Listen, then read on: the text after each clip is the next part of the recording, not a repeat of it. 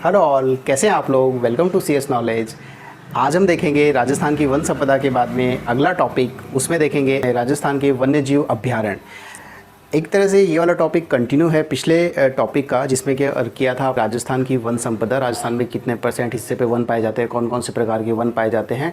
और उसमें भी उसके बाद में उसी टॉपिक को कंटिन्यू करते हुए आज देखेंगे राजस्थान में वन्य जीव की क्या स्थिति है, कौन कौन से अभ्यारण्य हैं, कितने राष्ट्रीय उद्यान हैं, कितने वन्य जीव अभ्यारण्य हैं, कौन सी साइट्स यहाँ पे पाई जाती है, वो सब देखेंगे।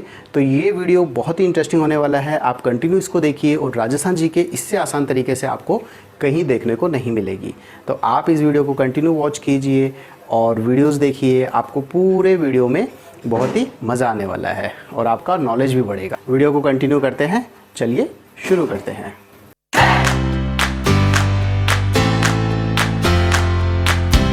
राजस्थान के अंदर जो वन्य जीव का हिस्सा है, परसेंटेज है, यहाँ पर जो इनकी यहाँ पे उपलब्धता पाई जाती है, वो असम के बाद देश में सेकंड स्थान पर है। तो दूसरे स्थान पर वन्य जीवों के हिसाब से भी राजस्थान काफ़ी महत्वपूर्ण है। और यहाँ पर वन्य जीवों का संरक्षण किस किस प्रकार से किया जाता है, क्या उपाय अपनाए जाते हैं, वो मैं आज आपको बताने वाला हूँ। तो ठीक है, इसमें देखेंगे एक तो इनसाइड के हिसाब से और एक आउटसाइड बोलते हैं, इसको एक्सटर्नल साइड बोलते हैं। अब आप देखेंगे ये क्या होता है, इनसाइड और आउटसाइड। तो ये देखेंगे, अभी मैं आपको बताता हूँ। इनसाइड के अंदर ये होता है, ये उपाय होता है क्योंकि राज्य व केंद्र सरकार ने मिलकर के वन्य जीवों के संरक्षण के लिए काफ़ी उपाय किए हैं। और जो उपाय किए हैं उसमें यही है कि इनको किस प्रकार इनके जो हैबिटेट जहाँ पर ये वन्य जीव रहते हैं वहीं पे इनको उपाय कर दिया। तो उसके लिए अलग अलग प्रकार की चीज़ें बनाई गई हैं, वो मैं आपको बताता हूँ। उससे पहले देखेंगे आउटसाइड में ये क्या होता है, ये बाहर बसा करके, मतलब जहाँ उनका प्राकृतिक आवास नहीं होता उसके बाहर जा कर के उनको कहीं बसाया जाता है। तो जैसे जंतुआलय हो गया,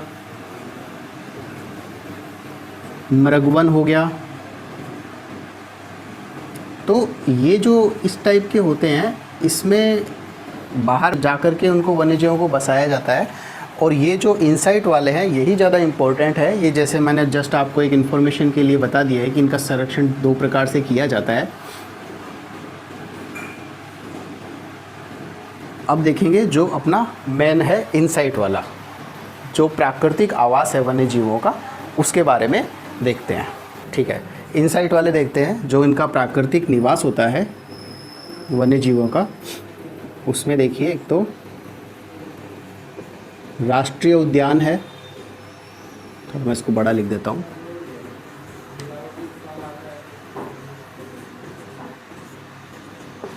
राष्ट्रीय उद्यान। दूसरे पे आएगा ये आपका वन्य जीव अभ्यारण्य।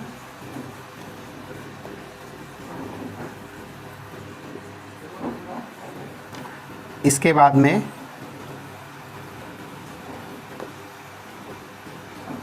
बाघ संरक्षण, जो टाइगर रिजर्व क्षेत्र होते हैं।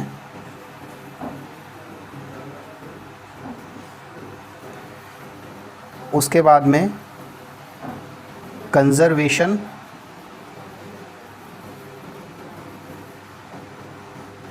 ठीक है, कंजर्वेशन पार्क।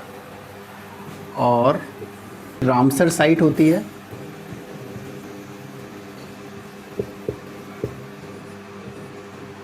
इसके बाद में आएगा आपका आखेट निषिद्ध क्षेत्र।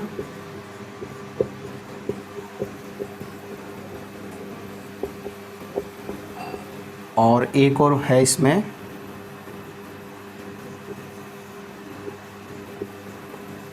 जैव मंडल क्षेत्र। तो ये तो हो गया आपका टोटल, जो इसमें प्राकृतिक निवास में इनके प्राकृतिक हैबिटेट जोन है, यहीं पे इनका संरक्षण कर दिया जाता है। तो इसमें देखिए राष्ट्रीय उद्यान है जो राजस्थान के अंदर 3 तो राष्ट्रीय उद्यान है। इसमें आपको इम्पोर्टेंट बता रहा हूँ। 26 आपका वन्यजीव संरक्षण का है। बाघ संरक्षण के लिए 3 है। इसके बाद में रामसर साइट आपकी राजस्थान में 2 है। एक तो आपकी ये भरतपुर में, केवलादेव में, और दूसरी है आपकी सांभर, है ना, सांबर को भी रामसर साइट बनाया हुआ है। ओके, और इसके बाद में देखेंगे अपन आखेड़ निशी क्षेत्र 33 है, ठीक है। तो ये है, अब इनकी डिटेल्स देख लेते हैं। हाँ, तो अब देखेंगे राष्ट्रीय उद्यान 3 है राजस्थान में, तीनों ही बहुत इंपॉर्टेंट है। तो सबसे पहले देखते हैं सबसे बड़ा जो रणथंभौर राष्ट्रीय उद्यान है उसके बारे में डिटेल में देखते हैं।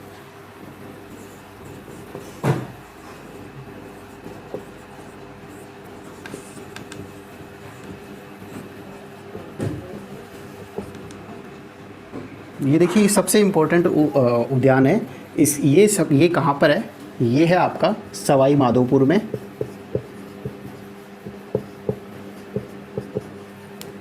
कब बना था? 1955 में। रणथंभौर राष्ट्रीय उद्यान है, सवाई माधोपुर में है। 1955 में इसकी स्थापना हुई थी।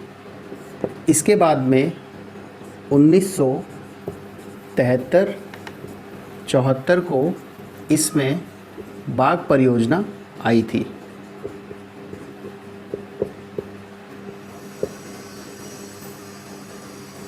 ठीक है, इसमें बाघ परियोजना कब शुरू हुई थी? 1973-1974 में। ओके, इसका जो क्षेत्रफल है 392 वर्ग किलोमीटर में विस्तारित है। इसके बाद में यहाँ पर जो मुख्य चीज़ें हैं वो है, एक तो आपका त्रिनेत्र गणेश जी का मंदिर है।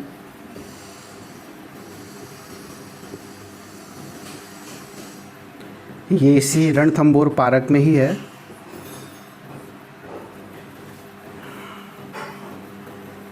इसके बाद में यहाँ पे है आपका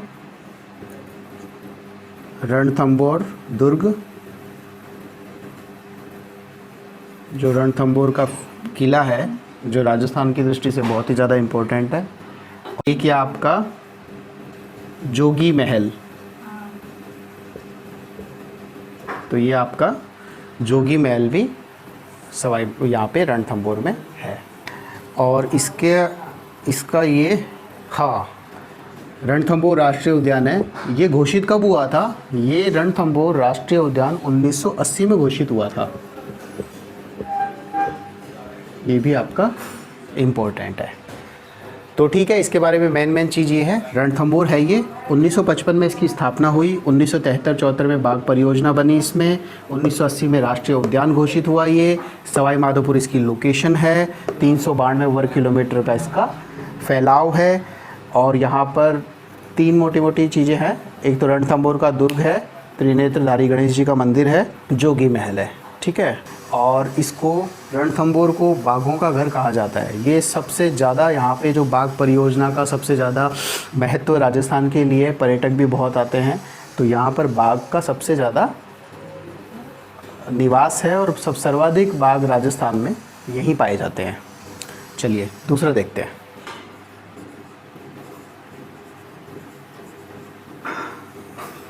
केवलादेव राष्ट्रीय उद्यान, इसको पक्षी उद्यान भी बोलते हैं।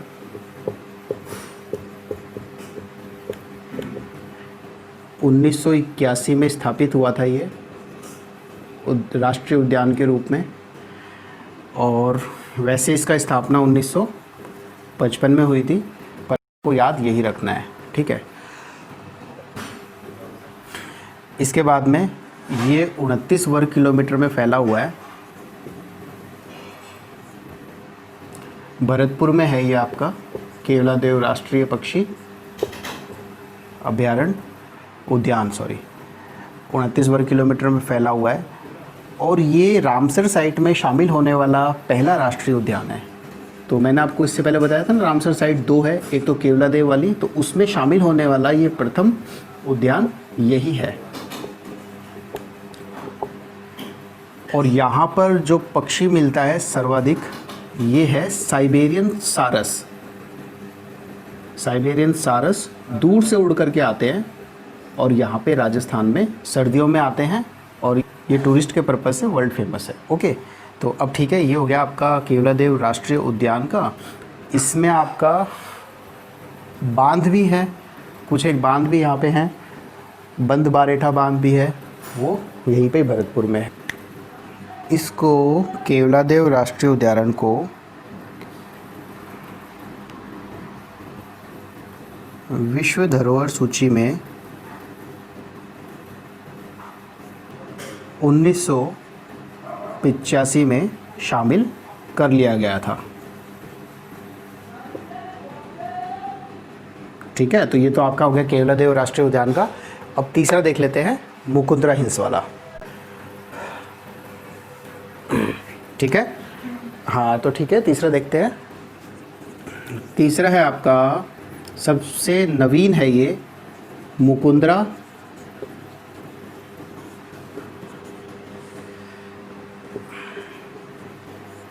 हिल्स। ये सबसे नया है और इसकी स्थापना हुई थी 2 जनवरी 2012। सर्वाधिक नया है ये। इसका क्षेत्र कहाँ पड़ता है? ये कोटा और झालावाड़ की सीमा पर है और इसका 199 वर्ग किलोमीटर का एरिया में ये फैला हुआ है। तो ये आपका हो गया मुकुंदरा हिल्स वाला। इसमें और देखेंगे, यहाँ पे नवीनतम में बाग परियोजना भी शुरू कर दी गई है और यहाँ पर मिलता है आपको, तोते मिलते हैं और ये तोता है आपका गागरोनी तोता, या इसको बोलते हैं हीरामन तोता, या इसका एक वैज्ञानिक नाम भी है एलेक्जेंड्रिया पेरिकॉट। तो ये आपका यहाँ पे काफ़ी मात्रा में काफ़ी पाया जाता है ये वाला तोता, तो इसको आप याद रखें, ये एग्ज़ाम के पॉइंट ऑफ व्यू से ये वाला इम्पोर्टेंट है। ठीक है, ये आपका हो गया। अब इसके बाद में देख लेते हैं वन्य जीव अभ्यारण्य थोड़े बहुत, जो कि इम्पोर्टेंट है। बाकी के वन्य जीव अभ्यारण्य की मैं आपको पूरी लिस्ट एंड में डाल दूँगा, तो वो आप देख लेना वहाँ से। ठीक है, अभी जो मुख्य हैं वो कर लेते हैं वन्य जीव अभ्यारण्य। हाँ, तो इसमें आप देखते हैं राष्ट्रीय उद्यान हो गया। अब देखते हैं वन्य जीव अभ्यारण्य।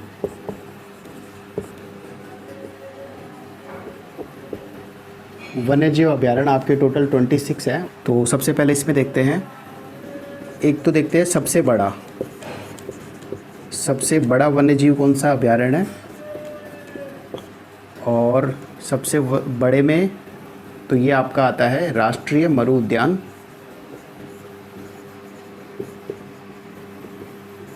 ये पड़ेगा आपको जैसलमेर और बाड़मेर की सीमा में। टोटल इसका है 3162 वर्ग किलोमीटर एरिया कवर करता है। और यहाँ पर आपको जो पाए जाते हैं पक्षी, पाया जाता है आपको गोडावन और चिंकारा, पशुओं में चिंकारा पाया जाता है। तो ये यहाँ पे फेमस है, ये यहाँ पे पाए जाते हैं। 3162 का इसका वर्ग किलोमीटर का एरिया कवर करता है। ये इसका एरिया हो गया, इसीलिए सबसे ज़्यादा बड़ा है। और ये आपका 1980 में आपका ये बना था वन्य जीव अभ्यारण्य। ठीक है, इसके बाद देख लेते हैं सबसे छोटा वाला यहाँ पे। इसके बाद में देखेंगे सबसे छोटा वाला कौन सा है। सबसे छोटा है आपका, ये पड़ेगा अलवर में, और ये है सरिस्का वन्य जीव अभ्यारण्य। ये सबसे छोटा है और 2013 में, वैसे तो ये 1955 में स्थापित हो गया था और 1973 में यहाँ पे प्रथम बार बाघ संरक्षण योजना या परियोजना चलाई गई थी।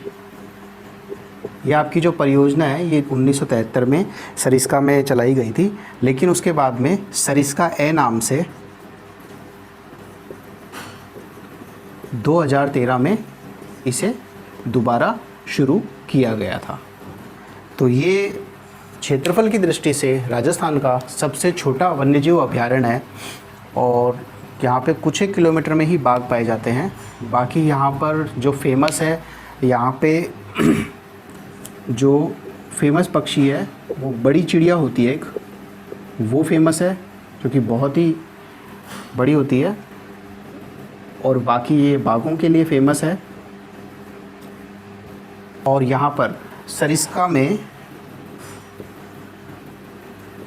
आरटीडीसी का होटल है एक, होटल टाइगर डेन, ये प्रसिद्ध है टाइगर डेन। ओह, ये 78 है, 73 नहीं है, 78 है, ठीक है। हाँ, टाइगर डेन है, टाइगर डेन हो गया। इसके बाद में यहाँ पे एक और है भर्तरीजी, पांडुपोल, ये सब आपका सरिस्का टाइगर रिजर्व में ही ये सब चीज़ें आती है। तो ये कुछ फेमस चीज़ें हैं। ओके, तो ये है, ये आपको जो मुख्य वो मैंने आपको बता दिया। इसके बाद में जो आपके बाकी के वन्यजीव अभयारण्य है उसके लिए मैं आगे आपको डिटेल में दे दूंगा, वो आप देख लेना, डिस्क्रिप्शन में भी उसका लिंक है। तो अभी फ़िलहाल के लिए इतना ही करते हैं। वन्यजीव संरक्षण को लेकर के जो मेन मोटे उपाय किए गए थे और जो उनका पुनर्वास वगैरह बताया गया था, मेन अपना यहाँ पे ये रहेगा कि वन्यजीव संरक्षण के बारे में क्या क्या उपाय किए गए हैं सरकार और केंद्र सरकार, राज्य सरकार द्वारा, तो वो सब चीज़ें हैं यहाँ पे। तो ठीक है, ओके फ्रेंड्स, ठीक है, आज के लिए इतना ही करते हैं। अब आप इसको वीडियो को देखिए, वॉच कीजिए, याद कीजिए, चीज़ों को समझिए, और राजस्थान के बारे में और अच्छी जानकारी और हम आगे वाले वीडियो में लाते रहेंगे। मिलते हैं नेक्स्ट वीडियो में राजस्थान जीके को लेकर के किसी और टॉपिक पे, ठीक है। Thank you.